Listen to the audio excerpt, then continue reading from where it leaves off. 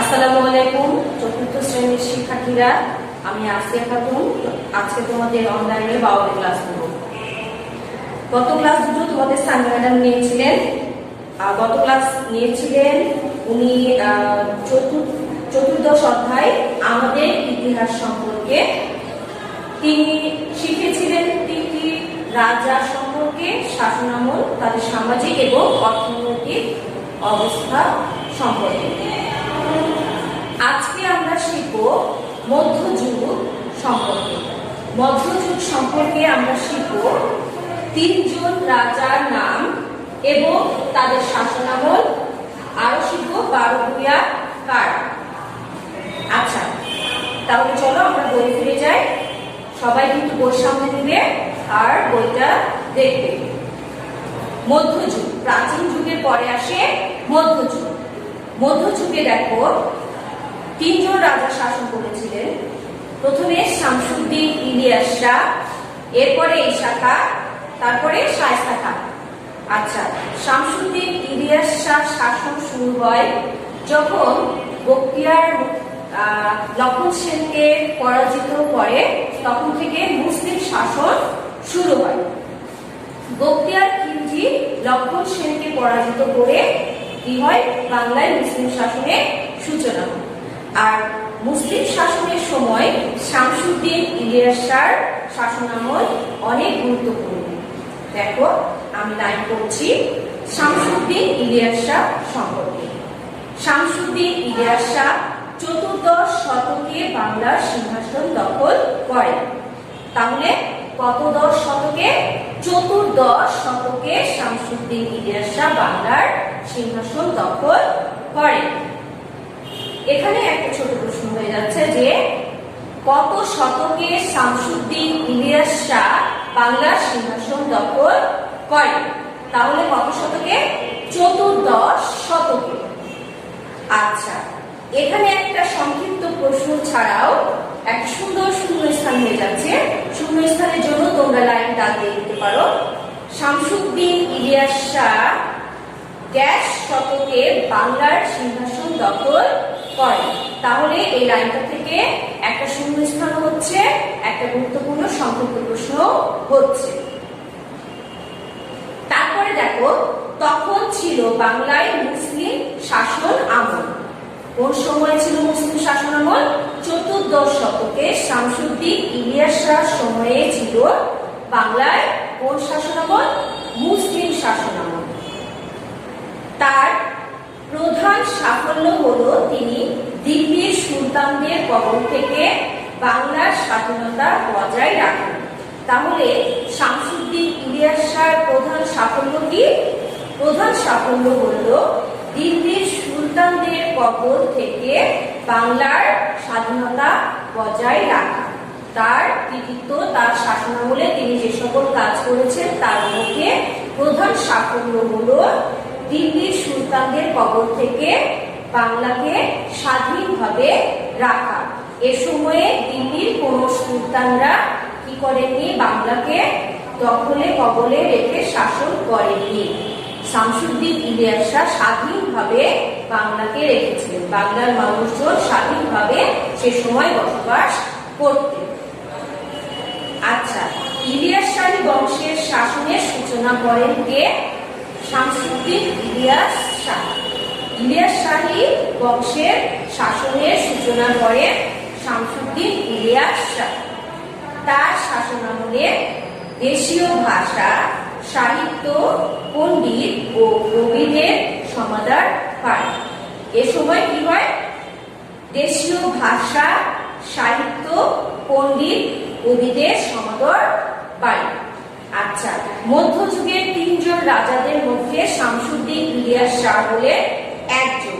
শামসুদ্দিন ইলিয়াস শাহের পরে আসে ঈসা খাঁ। শামসুদ্দিন ইলিয়াস শাহ পরে আসে ঈসা খাঁ। ঈসা খাঁর পরে আসে শায়েস্তা খাঁ। তাহলে পর্যায়ক্রমে মধ্যযুগের তিনজন রাজার নাম হলো শামসুদ্দিন ইলিয়াস শাহ, ঈসা খাঁ, শায়েস্তা খাঁ। আবার বলছি, শামসুদ্দিন ইলিয়াস শাহ, ঈসা খাঁ, শায়েস্তা খাঁ। আচ্ছা, শামসুদ্দিন ইলিয়াস শাহ সম্পর্কে আমরা পড়লাম এবং জানলাম।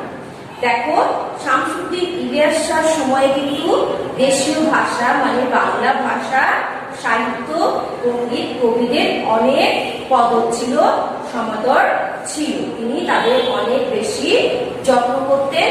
তাদের যেমন বাংলা ভাষায় অনেক বই লেখা হয়, কবিতা লেখা হয়, সেজন্য উনি তাদের অনেক বেশি গুরুত্ব দিতেন। তার রাজমহলে তাদের নিয়মিত কাজ করার সুযোগ দেওয়া হতো। আচ্ছা, তারপরে শামসুদ্দিন ইলিয়াস শাহ পরে আসে ঈশা খাঁ। ঈশা খাঁর সময় দেখো, বাংলার বড় বড় অঞ্চলের জমিদার যারা বারো ভূঁইয়া নামে পরিচিত। দেখো, এখানে আমি একটা প্রশ্ন লিখেছি, বারো ভূঁইয়া কারা? তাহলে বারো ভূঁইয়া কারা? বাংলার বড় বড় অঞ্চলের জমিদার যারা বারো ভূঁইয়া নামে পরিচিত, তারা ছিলেন 12 জন। তাদের নেতা ছিলেন ঈশা খাঁ। তিনি সোনারগাঁয়ের জমিদার ছিলেন। তাহলে ঈশা খাঁ কোথাকার জমিদার ছিলেন? সোনারগাঁয়ের জমিদার ছিলেন। একটা সংক্ষিপ্ত প্রশ্ন যে ঈশা খাঁ কোথাকার জমিদার ছিলেন? তাহলে কোথাকার জমিদার ছিলেন? সোনারগাঁয়ের জমিদার ছিলেন। তারপরে দেখো, বাংলার স্বাধীনতার জন্য ষোড়শ শতকে দিল্লির মোগল সম্রাট আকবরের সাথে তিনি যুদ্ধ করেন। শামসুদ্দিন ইলিয়াস শাহের মতো ঈশা খাঁ কি করেন? বাংলার স্বাধীনতা রক্ষা করার জন্য দিল্লির সুলতান আকবর, দিল্লির মোগল সম্রাট আকবরের সাথে তিনি যুদ্ধ করেন। তারপরে ঈশা খাঁ মৃত্যুর পূর্ব পর্যন্ত বাংলায় মোগলদের অধীনতা মানেনি।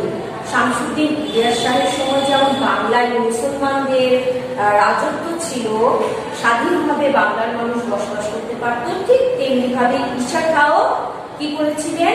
বাংলার স্বাধীনতা বজায় রেখেছিলেন। আর বাংলার স্বাধীনতা বজায় রাখার জন্য তিনি দিল্লির মোগল সম্রাট আকবরের সাথে যুদ্ধ করেছিলেন। যুদ্ধে জয় হয়ে তিনি বাংলার স্বাধীনতা বজায় রেখেছিলেন এবং সে সময়েও মুসলমানদের কি ছিল? একটা আধিপত্য ছিল, মুসলমানদের ক্ষমতা বেশি ছিল। ঈশা খাঁ মৃত্যুর পূর্ব পর্যন্ত বাংলায় মোগলদের অধীনতা মেনে নেন। ঈশা খাঁ কি করেছেন? তার মৃত্যুর আগ পর্যন্ত বাংলায় কি করেননি? মোগল সম্রাটদের কোন ক্ষমতার দখল করতে দেননি। তিনি স্বাধীনভাবে বাংলাকে শাসন করেছেন, বাংলার স্বাধীনতা বজায় রেখেছেন। এই কথাগুলো মধ্যযুগের বিশেষ একটা গুরুত্বপূর্ণ কথা। তাহলে মধ্যযুগের গুরুত্বপূর্ণ বিষয় কি ছিল? বাংলায় স্বাধীনতা রক্ষা ছিল। বাংলার জমিদাররা, রাজারা স্বাধীনভাবে বাংলাকে শাসন করেছিলেন এবং সে সময়ে মুসলমানদের আধিপত্য বেশি ছিল। শামসুদ্দিন ইলিয়াস শাহের পরে আসে ঈশা খাঁ। ঈশা খাঁর পরে আসে শায়েস্তা খাঁ। আচ্ছা, এখানে একটা গুরুত্বপূর্ণ প্রশ্ন হলো যে দেখো, বাংলার স্বাধীনতার জন্য কত শতকে ঈশা খাঁর সাথে সম্রাট আকবরের যুদ্ধ হয়েছিল? কত শতকে বলো তো? ষোড়শ শতকে। আবার দেখো, বাংলার স্বাধীনতা রক্ষার জন্য কত শতকে ঈশা খাঁর সাথে সম্রাট আকবরের যুদ্ধ হয়েছিল? আচ্ছা, এবার দেখো অ্যান্সার আমি কি বললাম যে ষোড়শ শতক। তাহলে আমরা 3টি শিক্ষণ ফল শিখে নিলাম। শায়েস্তা খাঁ, ঈশা খাঁর পরে আসছে শায়েস্তা খাঁ। মোগল বাংলায় অধীনে চলে গেলে, বাংলা মোগলদের অধীনে চলে গেলে সপ্তদশ শতকে মোগলরা শায়েস্তা খানকে বাংলার সুবেদার নিযুক্ত করে। ঈশা খাঁর মৃত্যুর সাথে কি হয়? বাংলার স্বাধীনতা নিঃশেষ হয়ে যায়। তারপরে বাংলা কি হয়? মোগলদের দখলে চলে যায়। এখন মোগলদের দখলে যখন চলে যায় তখন বাংলার সুবেদার নিযুক্ত হন শায়েস্তা খান। বাংলাকে শাসন করার জন্য মোগলরা কি করে?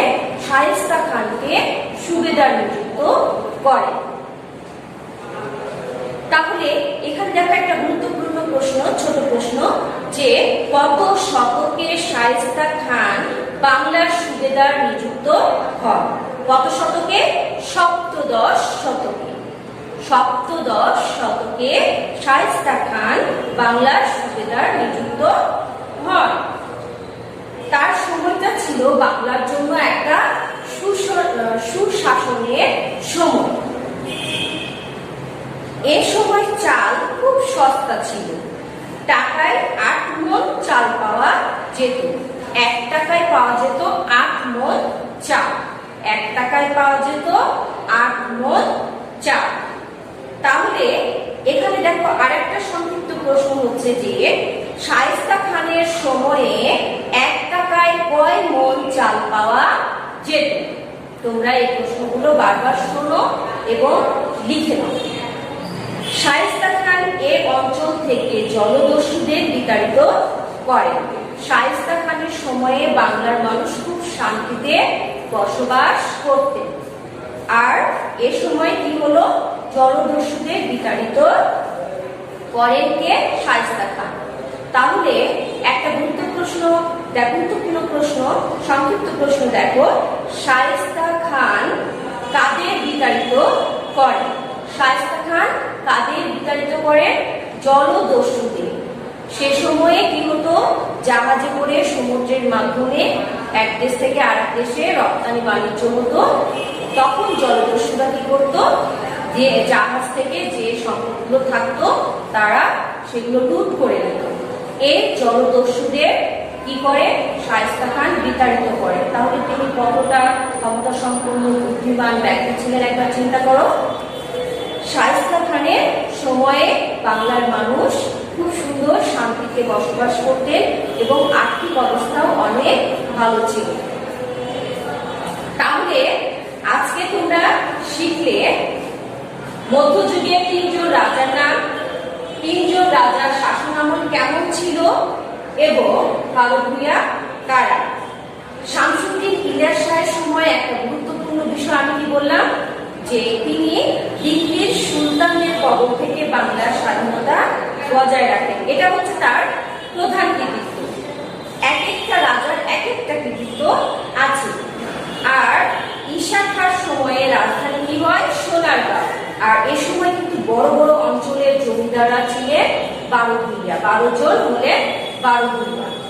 আর শায়েস্তা খানের সময় কি হলো? খুব সস্তা দামে জিনিসপত্র পাওয়া যেত। তাহলে আমরা দেখলাম যে 3 জন রাজার সময় 3টি বিশেষ বিশেষ জিনিস রয়েছে। 1 টাকায় কয় মণ চাল পাওয়া যেত? 8 মণ চাল পাওয়া যেত। কার সময় পাওয়া যেত? শায়েস্তা খানের সময় পাওয়া যেত। আচ্ছা সোনামণিরা, তাহলে আমি আশা করি খুব সুন্দরভাবে তোমরা শুনেছো এই 3 জন রাজা সম্পর্কে এবং খুব সুন্দরভাবে তোমরা এই 3 জন রাজা সম্পর্কে ধারণা পেয়েছো। তোমরা আমাকে হোমওয়ার্ক পাঠাবে শামসুদ্দিন ইলিয়াস শাহ সম্পর্কে 5টি বাক্য। তোমাদের হোমওয়ার্ক থাকবে শামসুদ্দিন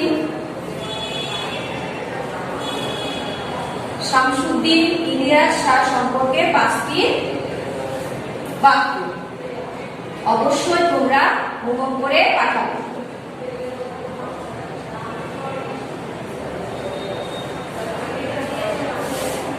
সম্পর্কে 5টি বাক্য।